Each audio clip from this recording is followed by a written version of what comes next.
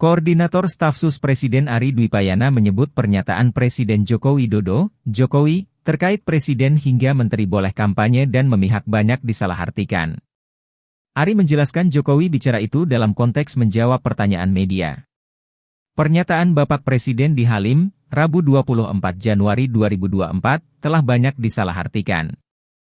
Apa yang disampaikan oleh Presiden dalam konteks menjawab pertanyaan media tentang menteri yang ikut tim sukses, kata Ari kepada wartawan, Kamis, 25 Januari 2024. Dalam merespons pertanyaan itu, kata Ari, Jokowi memberikan penjelasan terutama terkait aturan main dalam berdemokrasi bagi menteri maupun presiden.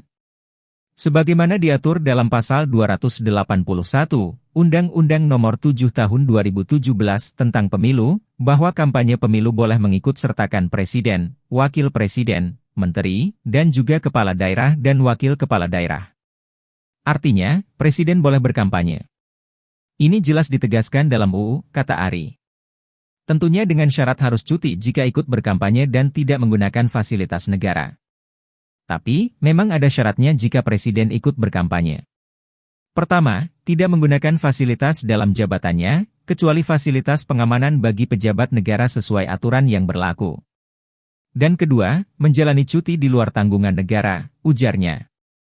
Ari mengatakan undang-undang menjamin hak preferensi politik presiden dengan mengikuti mekanisme dan aturan yang ada. Dengan diizinkannya presiden untuk berkampanye, artinya undang-undang pemilu juga menjamin hak presiden untuk mempunyai preferensi politik pada partai atau pasangan calon tertentu sebagai peserta pemilu yang dikampanyekan, dengan tetap mengikuti pagar-pagar yang telah diatur dalam UU, ujarnya. Ari mengatakan apa yang disampaikan Jokowi bukan hal yang baru. Dia menekankan hal itu sudah ada aturan yang dimuat dalam undang-undang. Sekali lagi, apa yang disampaikan Presiden Jokowi bukan hal yang baru. Koridor aturan terkait hal ini sudah ada di UU Pemilu. Demikian pula dengan praktek politiknya juga bisa dicek dalam sejarah pemilu setelah reformasi, ujarnya. Ari lantas memberi contoh presiden sebelumnya yang terikat dengan partai politik yakni Presiden kelima RI Megawati Soekarno Putri dan Presiden keenam RI Susilo Bambang Yudhoyono. Ari mengatakan keduanya bahkan ikut dalam kampanye memenangkan partai. Presiden-presiden sebelumnya, mulai presiden kelima dan keenam, yang juga memiliki preferensi politik yang jelas dengan partai politik yang didukungnya dan ikut berkampanye untuk memenangkan partai yang didukungnya, ujarnya. Meski diizinkan, Ari menegaskan semua pejabat politik harus mematuhi aturan yang berlaku jika ikut dalam kampanye. Hal itu juga yang ditegaskan dalam pernyataan Jokowi.